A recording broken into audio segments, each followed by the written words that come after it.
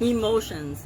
Shannon Horne-Ellstrom here. Welcome to day 1302 of What's She Up To Now, documenting the journey as I transition from brick and mortar corporate world of business to the online world of business, and a little bit of back and forth, probably for the rest of my life.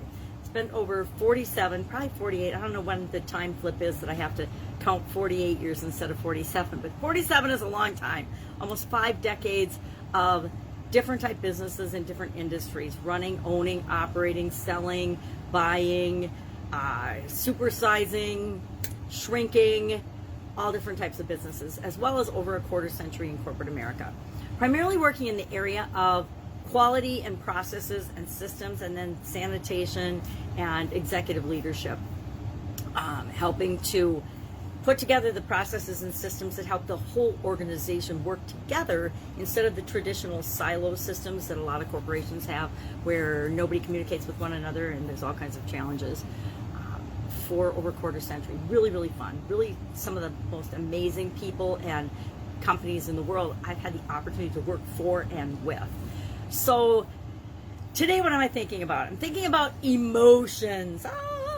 Emotions, the emotional soap. We went through the soap framework, and I actually, just at the end, the timer went off of my 10-minute self-imposed time frame for each day of the Get Up and Go challenge. Today was emotional soap, going through the soap framework, the S, the O, the A, the P, the whole thing in 10 minutes or less, which is a challenge in and of itself. And we talked about the emotional guidance system. Love my graphics. I did not even try to write this one backwards. I wrote it, took a picture of it, and I'll post that in the comments below on the Get Up and Go challenge page for the challenge today.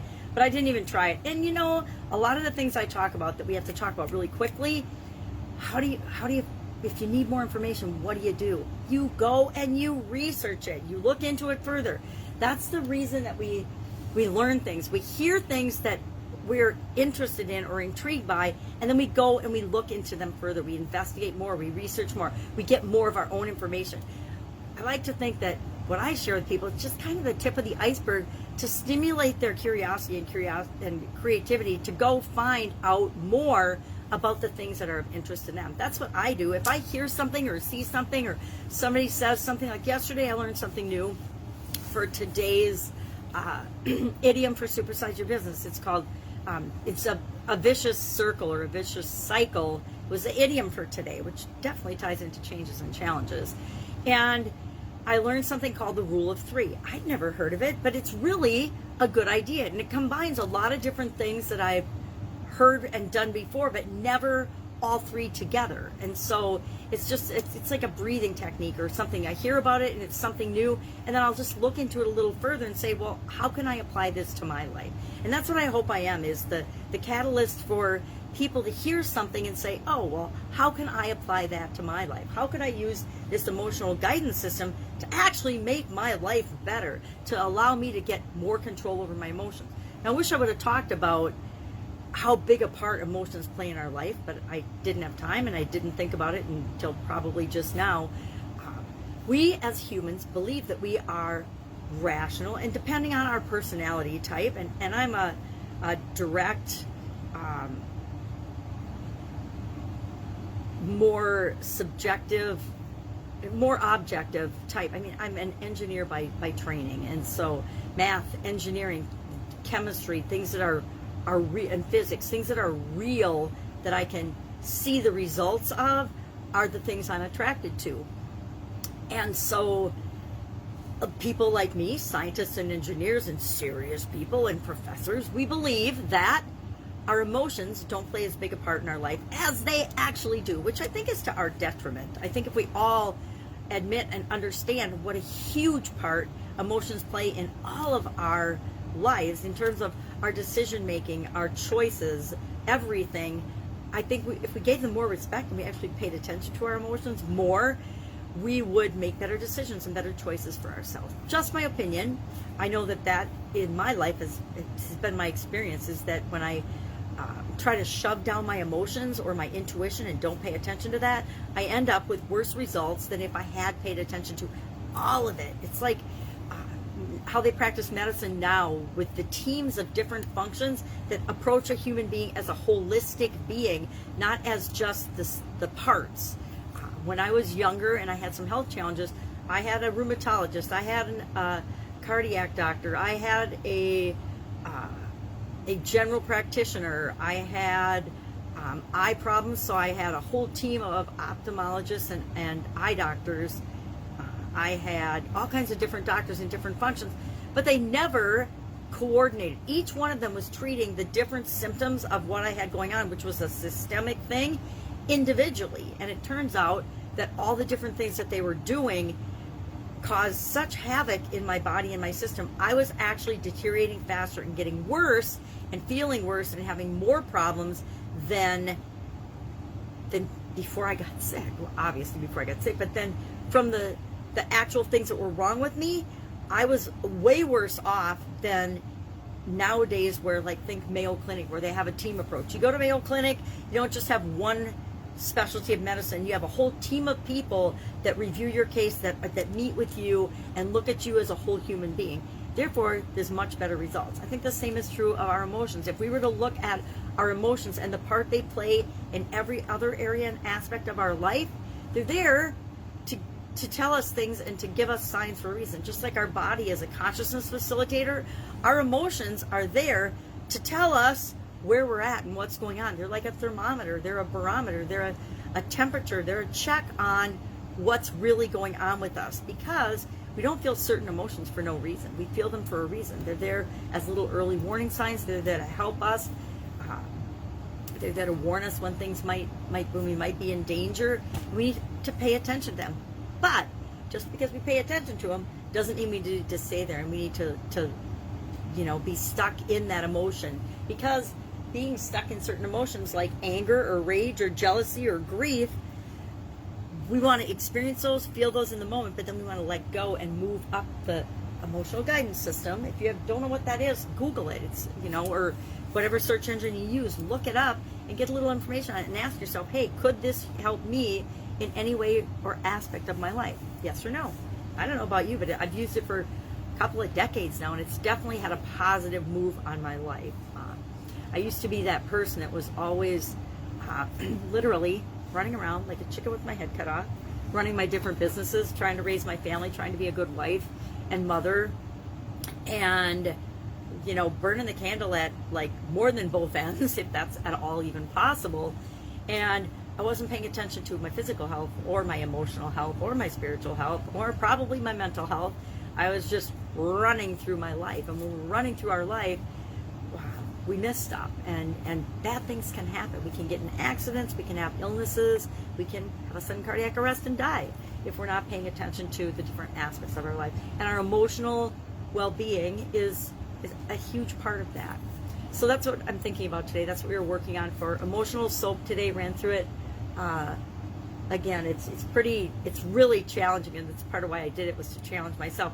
Can I describe this? Can I go through an emotion? Can I give an action item and can I go through the whole soap framework in 10 minutes? Now, you can actually, when you're using the soap framework yourself, you can go through it like that. Almost instantly, your subconscious will run through the soap framework and then spit out the best options and results for you, and the answer of what you should do next.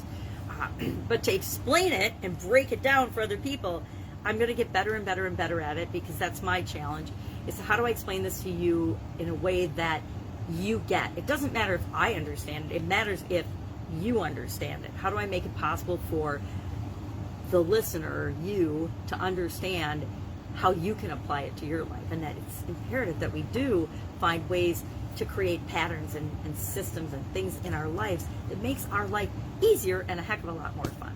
So I touched on our idiom for today was a vicious cycle or a vicious circle. Both are used interchangeably nowadays. Vicious cycle came from the 18th century. Henry James' notebook, it appeared in 1892 in writing, so it started to first appear in writing then.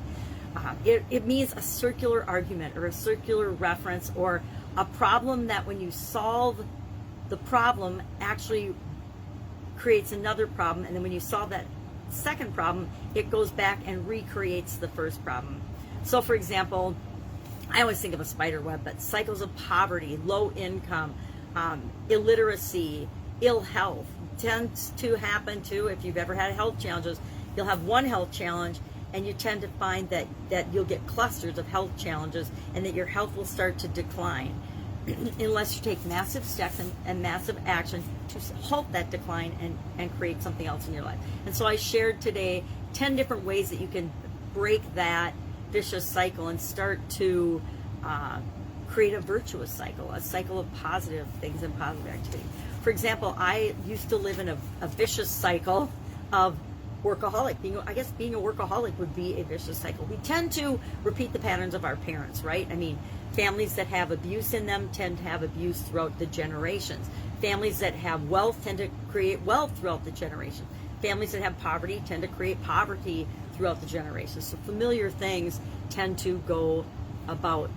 And I was a total workaholic, just like my dad. And now my dad, his father was a hard worker, but he wasn't a super successful businessman, unlike my dad, who was a super successful businessman. And my dad, and probably where I got it, I'm sure it's where I got it, was he worked in corporate America for like 35 years and simultaneously always had different businesses and different entrepreneurial endeavors on the side.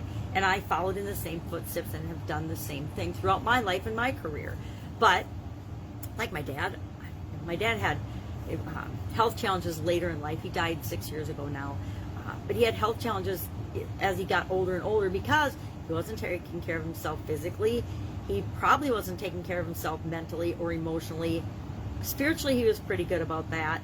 But all of those things, I actually followed those same patterns. And then I realized, after having a sudden cardiac arrest, that I needed to break that cycle and do something different and absolutely positively change my mental, my emotional, my spiritual, all these areas of my life that I'd been ignoring. I needed to step into and say, okay, I don't have to focus on these, but I sure as heck have to have a goal in each of these areas, a long-term legacy goal, so that I'm always moving toward it. And 2020 for me was a huge opportunity to really step into the possibility of that and keep moving forward toward that, because a lot of the noise and pressure and things that we were expected to do shut down in 2020 and 2021. And so the downside is a lot of businesses and things shut down in 2020, but it also freed up a lot of time and energy, and time being our greatest resource, for a lot of people to do a lot of things that they've been putting off for maybe decades or their entire life. So lots of people took advantage of that. A lot of people didn't. A lot of people just sat and waited for something to happen and are continuing to wait for something to happen.